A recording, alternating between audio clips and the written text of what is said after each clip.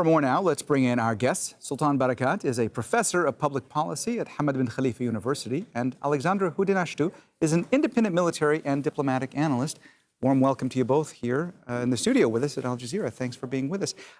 Sultan, let me ask you first about what we were hearing from Alan. We were talking about this deadline that Donald Trump, depending on who you talk to in the U.S., seems to be up against with regards to the war in Iran and whether he needs to get congressional approval to go forward. Alan Fisher there at the White House saying this seems to be an artificial deadline because Congress is not in session at the moment. I want to ask you, does this add to the political pressure Donald Trump must be feeling at this moment? Because it is an unpopular war in the United States. Is this factoring in to what he wants to do with regard to Iran going forward? It's unpopular. It's largely illegal internationally and has been condemned by many countries and the United Nations and so on. So it is in his interest at least to make it legal domestically. And I think this 60 days is a very important step for him. The interpretation that the War Secretary has presented, that it meant 60 active compact days, I don't think that will wash with the Congress. And it does put him under pressure because for him, domestic politics matter. Largely economically, he has been able to survive this. And we saw the figures of economic growth in the United States because, on balance, he's been making a lot of money as a result of very high oil prices. He's been accessing much greater markets across the world, particularly in Europe and so on. And with that comes federal taxes on those earnings.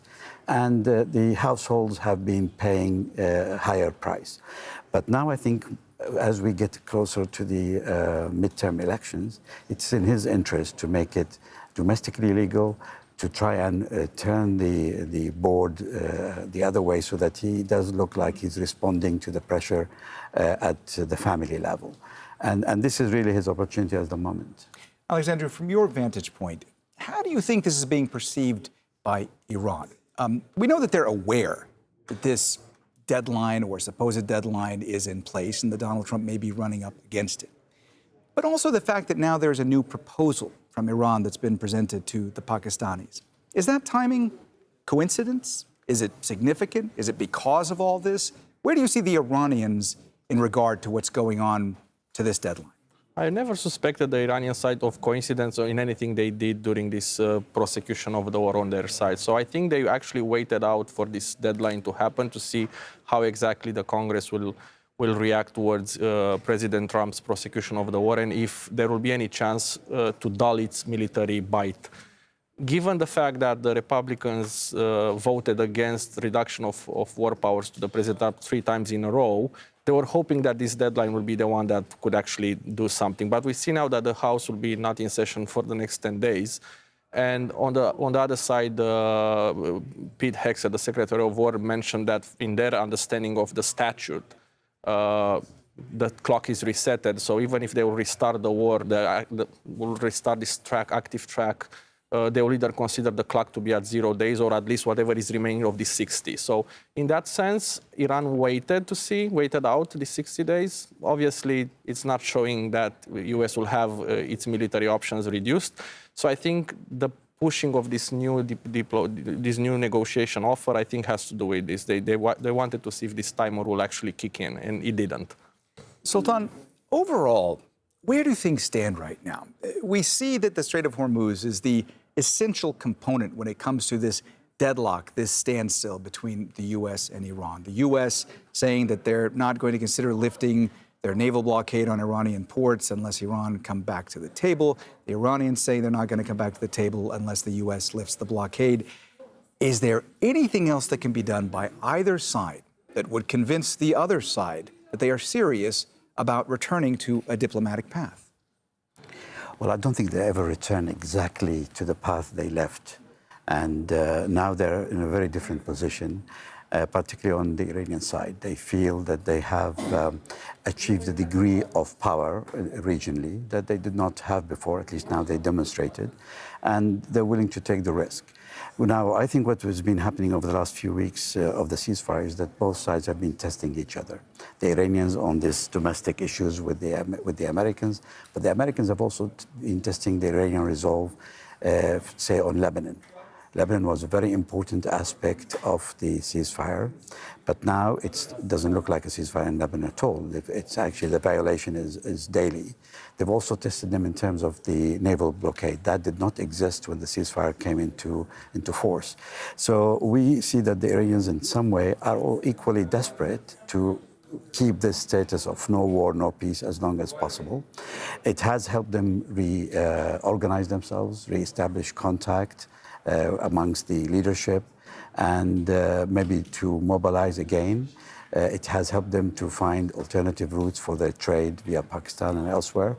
And it has also helped the Americans a little bit in terms of reinforcing their positions. Now, I suspect that we'll probably reach a stage where it is convenient for both to remain in this no war, no peace status with a little bit of relief of the Strait of Hormuz, but not really pushing for the ultimate peace agreement. For that to happen, they have to have a lot more on the table than even the nuclear file. It's got the sanctions issues, the reparation issues from Iranian side, and now from the whole region is the security architecture for the Gulf. What would it look like? Alexander, Sultan there was mentioning Lebanon. I want to ask you about another country that's involved in all this. Of course, that's Israel, because we've been hearing more bellicose rhetoric once again from Israeli officials indicating that perhaps they're getting ready or want to get ready to continue the war against Iran. And we see what's happening in southern Lebanon as well. Where do you think Israel is in all of this right now and going forward? I think from the very beginning of this diplomatic track, Israel was the elephant in the room, which was never in the room. And I think this is one of the wild cards of this conflict. And Israel, since that very moment, tried to fragment the actual war into Israel's war and US-Iran war. And to some extent, they managed to do this. As Professor Sultan said, we see this type of ceasefire violation almost daily now. So we could actually see what would be called a shell ceasefire in Lebanon. And Israel has all its intent to continue this on its separate track, because from the very beginning, the strategic objectives of Israel were fairly different from the US strategic objectives. And while there was some communality, which to some extent was achieved, for the other strategic objective, obviously, US is not really helping out that much. So Israel has all the intent to continue. But I will add one more actor here, which is the global world, because for the best part of weeks, US is saying Europe should do more or other allies should join in.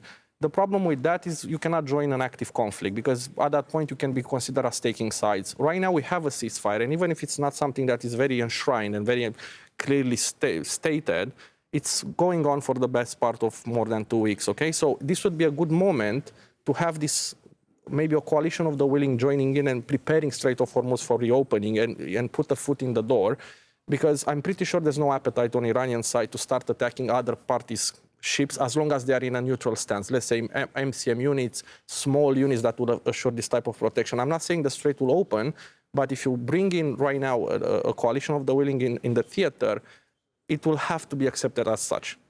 Well, gentlemen, we're going to have... Oh, sorry, Sultan. We just need go to ahead. remind what Israel has achieved in this is that they managed to bring the United States as a physical firewall between it and Iran. It wasn't there before.